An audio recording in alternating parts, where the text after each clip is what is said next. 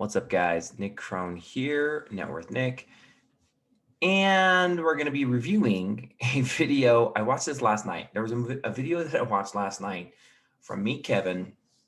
It's titled "Biden Just Destroyed Real Estate Worse Than I Thought," and I watched this, and I like Meet Kevin. I really like. I think he must have been like the star in debate class or debate club. Because he's really good at it, and he brings up some fantastic points. Anyway, as a real estate investor, as a millionaire, soon to be multimillionaire, I want to kind of react to 2 or 3 points that he's bringing up in this video. I got super triggered last night, only because at the end of the video, Kevin rants, and I mean, I feel so deeply about this subject, and this is, this is just, gonna hurt the little guy, and it hurts me a little bit, hurts people who don't have a portfolio so much more, and it's gonna make this affordability crisis that we have even worse. And real estate is gonna skyrocket, which you'd say, hey, maybe that's not a bad idea, but actually it's gonna hurt the little guys who can't afford real estate. So, and the next generation coming. So what I wanna do is I'm gonna share my screen. Let's kind of go through a couple of these points, and let's give this a try here. We're going to do a little reaction to a couple of his things. So let's just watch this first clip. Let me make sure we can press play. One wants to buy a house. Okay, we don't want to be on 2x speed. That's typically how I watch it. Here we go. It's good when investors have low tax implications for selling because it gives them options. It lets them say, hey, you know what? Let's liquidate some assets here. Let's either pay some long-term capital gains taxes or we'll exchange into something else, and we transact. And there's less of this need to long-term hold forever because you're not constantly getting taxed every time you trade. Big problem, especially since real estate is a slower moving animal. So you don't want to wait 10 years and then all of a sudden give up 60% of your gains on your real estate. Okay, so he's talking about higher capital gains, ordinary income coming in if you hold your property for longer, and this is just kind of screwing with like exit options for the small real estate investor. And if you hold, I'm gonna, at the end of this year, I'm gonna have 7 properties, and I've had some longer than others. And if I have some good cash buildup in there, why would I sell them? It might just be easier to not sell them and to just take a cash out refinance. And I think it's really going to hurt inventory levels. As we've seen, when we have low inventory levels, prices skyrocket. And there's nothing wrong with the pricing going up. It just means, my biggest concern in the real estate market today is this affordability crisis and people not being able to afford real estate, and the next generation not being able to afford real estate. And it's going to create this renter nation. And so, we're going to have worse housing inventory by not selling, and the reality is we won't sell because we don't want to pay ordinary income. So just the rules around taxation around real estate are really kind of getting hammered here. Okay, now I want to talk about Kevin goes right into 1031 exchanges getting limited. So let's watch a little clip here. Joe Biden is getting rid of the 1031 exchange in part by limiting it just to $500,000. Now you might be wondering, okay, well, how does that affect a normal person? Well, here's one example of how it affects a normal person. Let's say somebody's a retired person who bought a rental property when they were 40 years old and now they're 70 years old, and they bought a house in San Francisco for $200,000 that's now worth $1 million. So $200,000 became $1 million in San Francisco. That's a great gain. Let's say they've now fully depreciated it, so they've got $1 million-ish in capital gains to pay taxes on. If they now decide, you know what, I'm going to sell and buy something else, they'd have to pay taxes. They could 1031 exchange half of it into a new property. The other half, they'd have to pay taxes on. They could still use the leftover. So for me, this really sucks. Like, as an investor, I'm only going to hold a property until I have that $500,000 in revenue, and then the whole purpose of a 1031 is to take it here and to step up into the bigger real estate and bigger real estate and bigger real estate until you kind of build a little bit of an empire. Your taxes are favored, which is why you're doing it. If there's no tax favor, why buy real estate, right? So that's going to get all janky with the real estate market. And so, if I can only go up in 500K increments, that's going to limit me to have either to sell my real estate more often or to refinance and hold the property forever. And the reality is it's just easier just to hold the property forever. Again, which kind of goes to the first point. People are going to hold their real estate. They're not going to sell it. Inventory levels are going to struggle. And, the boomers, the problem with the boomers is, they're a nation where they want to pay down the property. And, the Dave Ramseys of the world is pay down the property, pay down debt, don't have the debt. And so just by forcing you to, to pay it down, and then at the end of the day, you'd be like, oh, I can't actually sell this property because I'm going to pay a boatload of taxes on it. Well, why pay it down now? And they'll just hold it longer, and they might refinance to get their cash back out. So 1031 is getting limited. I think that's a big problem. But he makes a bigger point about the 1031s here with the big boys. Over to help contribute towards their next purchase, but they'd have to pay taxes on that portion, which for many people is going to turn into the smaller time investors, many mom and pop real estate owners who have owned real estate for the last 30 years to go, what the heck? I don't want to realize those gains right now. I don't want to pay taxes on that. Fine. I'll just hodl longer. Doesn't matter to me. We'll just hold it even longer. That's bad because, again, less supply of real estate drives prices up. But what is the more sinister problem? Well, the more sinister problem is how it's going to affect LLCs or potentially even corporations or other entities or larger syndications who are buying real estate. Now, there are certain real estate funds that just buy real estate, they flip it, they pay the taxes, they distribute money to their investors, and it doesn't matter. They're like, here, you all pay the taxes. Doesn't matter. Here are your profits, pay the taxes. Well, it's not going to affect that kind of syndicate so much.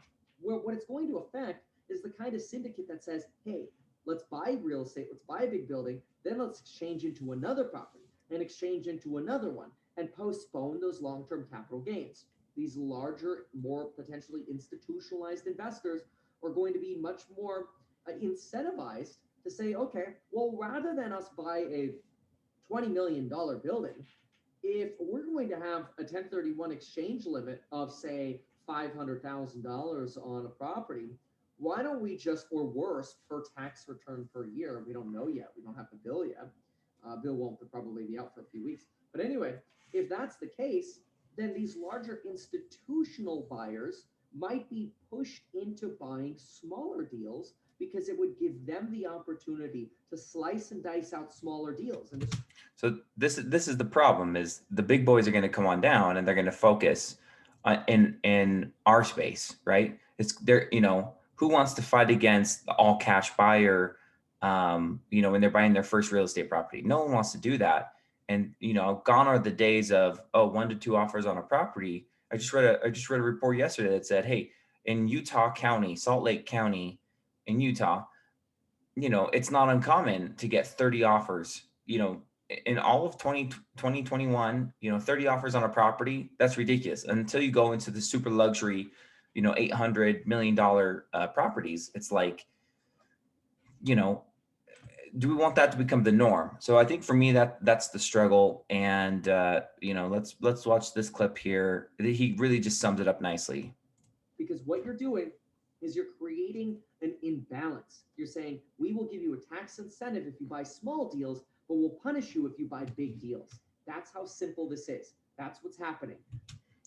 And that's how simple it is. It's just, anyway, I don't want to create extra competition. I don't want less inventory. I'm already feeling like I have too many properties. At 7 properties at the end of the year, I feel like I'm too heavily skewed towards real estate. At that point, I'm probably going to have, I don't know, $4 million in real estate debt. I don't know. And it's just like, I'm heavily that way. I need a bigger cash reserve and I need more stocks. According to Mr. Wonderful, I need 70% stocks in my portfolio, and he's got all sorts of rules and figures around that. And obviously I'm 90% real estate. And I love real estate because it'll grow my wealth dramatically. But, if my real estate's going to go up another 30%, by the end of 2022, in the next 18 months, 30% seems ludicrous. But if we have the same problem keep happening, then, my real estate's going to skyrocket, and it's only going to create more unaffordability for everyone who wants to get into real estate. And so, real estate investors of the next generation are toast. And for me, that's kind of a pain in the butt. Now, Kevin, in this portion of the video, he talks about the step up basis getting wiped out. And the step up basis is basically if I were to keep buying real estate, keep 1031 exchanging, deferring my taxes, and 30 years later, I get hit by a bus and I die. Well, then my family, their step up basis, the cost basis of the real estate. If I hand over a $10 million portfolio, let's say my cost basis is $0. Well, all of a sudden there's a $10 million difference. If I die, the step up basis says, oh, they acquired it at $10 million. It's a $10 million. They can sell everything and it's tax free. And that goes away. And for me, I don't know if that was like going to be like something I was planning on using my lifetime anyway. So like, I'm not too like emotionally hurt about it, but all the boomers, anyone who's in their 70s and above, they have real estate and they're going to be holding their real estate because they don't want to pay taxes on it. And then they're going to die and then taxes are going to be paid. So, at the end of the day, this is all kind of getting, kind of passed around. Okay. I kind of want to listen to one last clip here of Kevin. He's kind of ranting, and this kind of just gets me fired up just at the end of his video. A third rental and building a portfolio, those are the people who get screwed, not the ones with the mega portfolios. They're already getting taxed. It's literally, again, the little guy gets screwed. Now, that could actually lead some people to just say, you know what, I just don't want to get into real estate anymore. And you might think, oh, that'd be good for inventory because that means less people are competing. No, don't kid yourself, because the institutional buyers will come in and they'll fill that void instantaneously because they now have an incentive to fulfill that void. They don't care about the stepped up tax basis anyway. That part doesn't matter. So the big guys are incentivized to fill any void, if anything more than that, then create more demand in the real estate market. The smaller family who's looking at real estate as a way to build wealth under the estate tax limits just loses a big benefit towards owning real estate. And guess what? Now potentially you disincentivize people from building wealth with real estate. Instead, they go YOLO options, lose a bunch of money, and guess what? They get screwed by the suits again. It's in this country. I'm so sick and tired of it. It's always the suits and Wall Street that wins in almost every scenario. You tell them the rules and they will figure out the best way to win. But it's the little person who wants to build wealth who gets screwed by no incentive to hold real estate long-term. Long-term capital gains are going away for those, especially those medium-sized investors, real estate investors. That's going to lead to, again, more competition for real estate in the small deals, while at the same time having less inventory available because there's a disincentive to sell real estate for those people making over $1 million. So this could just be the death of all, new real estate. Anyone who wants to get into real estate, like this could be the death of it. And for me, it's just like, okay, well, maybe it's time just to play in the stock market. That's what he's talking about here. It's like, hey, maybe I'll just make my $1 million in the stock market. Unfortunately, in the stock market, you don't have that 5-to-1 leverage like you do in real estate. Oh, well, I guess, those days are behind us. And, at the end of the day, I hope this doesn't pass. The bill in a couple of weeks doesn't get passed, because I really do think it'll affect, it doesn't matter what political party you are. I think it's just going to affect all real estate investors. And we all know that most millionaires are made via real estate. And so anyway, I'm over it. I think it's stupid. And I hope that, this doesn't get passed, and that, I agree 100% with Kevin. So with that said, guys, like and subscribe. For me, I'm just kind of giving you my thoughts and my feedback.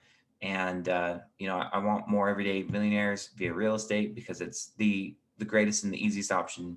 So with that said, peace out.